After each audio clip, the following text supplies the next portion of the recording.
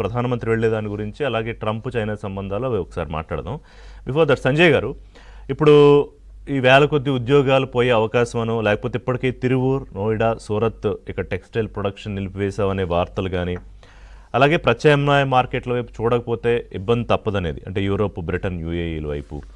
అలాగే ఇంకొక రిపోర్ట్లో ఏంటంటే అమెరికా అతిపెద్ద మార్కెట్ కాబట్టి ఈ జంప్స్, లెదర్, ఫుట్వేర్ రంగాలు ఉద్యోగాల కొరత తప్పదు. ఇవన్నీ మనం చూస్తున్నాం.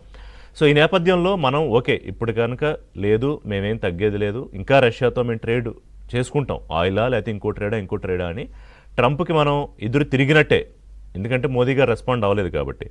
దీనికి వల్ల లాంగ్ రన్లో అంటే రాబోయే రోజుల్లో మనకి ఉపయోగమా, లేకపోతే మరో రకంగా ఏమైనా నష్టం ఉండే అవకాశం ఉందా? ఎందుకంటే మన మార్కెట్ ఇంకొక మరో దేశమో క్యాప్చర్ చేసే అవకాశం ఉంటుందా? థ్యాంక్స్ అండి ఈ ప్రోగ్రామ్ కి ఇన్వైట్ చేసినందుకు.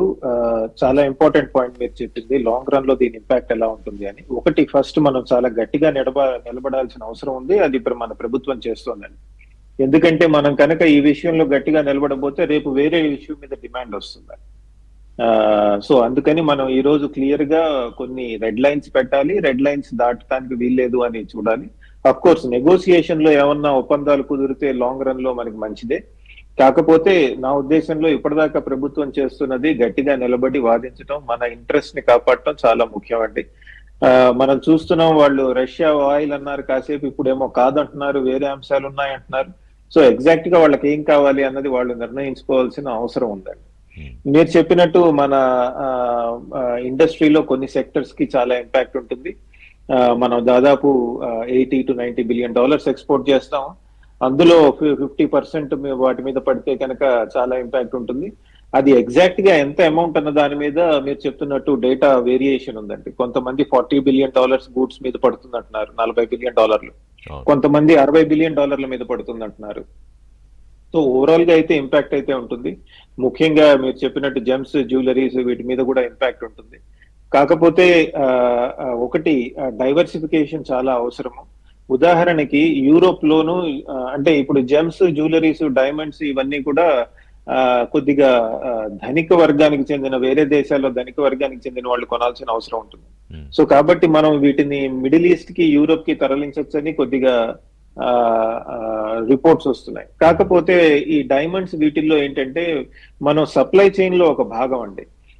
ఉదాహరణకి రా డైమండ్స్ మన దగ్గరికి వస్తే మనం ఫినిష్ చేసి వాటిని అమెరికాకి పంపిస్తే వాటిని మళ్ళీ జ్యువెలరీలో పెడతారు. సో మనం డైరెక్ట్ గా మార్కెట్ లో అమ్మే కొన్ని ఐటమ్స్ లేవు, బికాస్ సప్లై చైన్ లో ఉన్నాం కాబట్టి. సో అలాంటి ఛాలెంజెస్ కొన్ని ఉన్నాయండి. సో అందుకనే మన గవర్నమెంట్ ఏం ఆలోచిస్తుందంటే కొన్ని సెగ్మెంట్స్ కి సబ్సిడీస్ ఇవ్వటం, ముఖ్యంగా ఎవరైతే కార్మికులు నష్టపోతున్నారో వాళ్ళకి డైరెక్ట్ బెనిఫిషియరీ సబ్సిడీస్ ఇవ్వచ్చా, అలానే ఎవరైతే లోన్స్ తీసుకున్నారో ఎక్స్పోర్టర్స్, ఆ లోన్స్ మనం కొద్దిగా డిలే చేయొచ్చా వాటి పేమెంట్స్, సో దట్ వాళ్ళు స్ట్రెస్ లో లేకుండా ఉండటానికి, ఇట్లాంటివి చూస్తున్నారండి. తర్వాత మినిస్ట్రీ ఆఫ్ కామర్స్ ఒక 50 to 60 కంట్రీస్ ఐడెంటిఫై చేసిందండి డైవర్సిఫికేషన్ కోసం. కొద్దిగా టైం పడుతుంది, బట్ ఓవరాల్ గా అయితే ఇది డైవర్సిఫై అయ్యే లక్షణాలు కనబడుతున్నాయి. ఇంకొకటి చాలా ఇంపార్టెంట్ ఏంటంటే అమెరికా కూడా చాలా గట్టిగా ఉంటుందండి. ఎందుకంటే ఇప్పుడు నిన్న రాబర్ట్ కెనడీ జూనియర్, అంటే వాళ్ళ హెల్త్ సెక్టర్ చూసే ఇన్ఛార్జ్ మినిస్టర్, ఒక ఇంపార్టెంట్ పాయింట్ చెప్పాడండి. సౌత్ ఏషియా నుంచి వస్తున్న షిరింప్స్ అంటే ప్రాన్స్ ఇవి ఉంటాయి కదా, వాటిలో కంటామినేషన్ చాలా ఎక్కువ ఉంది అంటున్నాడండి ఆయన. అంటే టోటల్ గా ఇండియా నుంచి వెళ్తున్న అగ్రికల్చర్ కానీ, ఫిషరీస్ కానీ, అది టారిఫ్స్ తో సంబంధం లేకుండా రేపు పొద్దున్న ఎలా ఆపాలి అని అమెరికా ప్లాన్ చేస్తున్నట్టుంది. అమెరికా కన్వెన్స్ చేస్తుంది కూడా మనకి అది క్లియర్ గా. ఎందుకంటే అంత పెద్ద స్టేట్మెంట్ ఈ నిన్న ఇవాళ వచ్చిన న్యూస్ ఐటమ్స్ లో కూడా చూసినట్టయితే ఆయన ఒక చోట చెప్తున్నారు ఏమని, we stopped shipments that contaminated radioactive material అంటున్నారండి. ఏది మన ష్రింప్స్, ప్రాన్స్ వాటి. సో ఈ యుద్ధం, ట్రేడ్ యుద్ధం చాలా కాలం సాగేట్టుంది, గట్టిగా ఉంది. తొందరలోనే అగ్రిమెంట్ వస్తే మంచిది. ట్రేడ్ యుద్ధం మీరు అన్నట్టు చాలా కాలం సాగితే ఇక్కడ మేజర్గా లాభపడేవి ఏంటంటే 2 నెలల్లో 3 నెలల్లో ఒకవైపు చైనా, ఇంకోవైపు పాకిస్తాన్ కూడా. కరెక్ట్గా ఈ రెండు ఏంటి, కొన్ని రంగాల్లో టెక్స్టైల్ ఇవాళ ఇది చూసుకుంటే బంగ్లాదేశ్ కూడా. సరిగ్గా ఈ 3 దేశాలు మనకి కొరకరాని కొయ్యలాగే ఉన్నాయి. పైకి ఎంత సంబంధాలు చైనాతో మెరుగుపడే ప్రయత్నం చేసినా సరే పాకిస్తాన్ అలాగూ పూర్తిగా శత్రు దేశంగా ఉన్నా, బంగ్లాదేశ్ అటు ఇటుగా ఉన్నా, సో దానివల్ల వాళ్ళు ఆర్థికంగా లాభపడడానికి అంటే అమెరికా దానికోసమే ప్లాన్ చేసిందని అనలేం కానీ, బట్ ఎంతో కొంత భారత్కి అయితే ఇబ్బందేగా.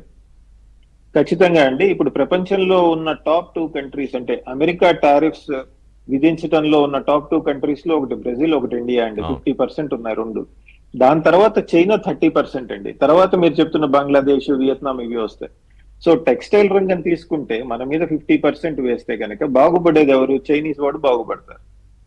సో అమెరికా ఇలా ఎందుకు చేస్తోంది చైనీస్ బాగుపడే విధంగా అని చాలా అనుమానాలు వస్తున్నాయి, ఆలోచన వస్తుంది. అంటే ఈ అమెరికా చైనా ఒక ట్రేడ్ అగ్రిమెంట్ కి వచ్చి ప్రపంచాన్ని ఎలా నడపాలి అని ఈ రెండు దేశాలు కలిసి ఆలోచించాలా అన్న ఆలోచన ధోరణి అంటే మళ్ళీ ఇంకో కాంట్రడిక్షన్ ఉంది. నిన్నగా మొన్న ఎప్పుడో ఆయన చైనాకి ఆధిపత్యంలో నాతో నువ్వు పోటీ పడ్డావంటే నా కార్డ్స్ ఫైనల్ కార్డ్స్ తీస్తా అంటాడు ఆయన మళ్ళీ ట్రంప్. తీస్తానంటారు. కానీ నిజంగా చూస్తే కనుక అండి చాలా కన్సెషన్స్ ఇస్తున్నట్టు అనిపిస్తోంది చైనాకి. ఎందుకంటే చైనాలో కూడా ఒక ఫిలాసఫీ ఉంది ఏంటంటే great power, new type of great power relations అంటారు. అంటే వాళ్ళు చెప్తోంది ఏంటంటే అమెరికా చైనా ఇద్దరం కొట్టుకోవాల్సిన అవసరం లేదు, మన ఇద్దరం కలిసి ఈ ప్రపంచాన్ని విభజించుకుని మనకు కావాల్సినట్టు పాలించుకోవచ్చు అన్న ఒక ఆలోచన విధానం చైనాలో కూడా ఉంది. అలానే మీకు గుర్తుందో లేదో ఒబామా టైంలో G2 అంటే గ్రూప్ ఆఫ్ 2 కంట్రీస్ అంటే చైనా అమెరికా కలిసి ప్రపంచాన్ని ఎలా నడపాలి అనే ఆలోచన కూడా అమెరికాలో కూడా కొన్ని వర్గాల్లో ఉందండి.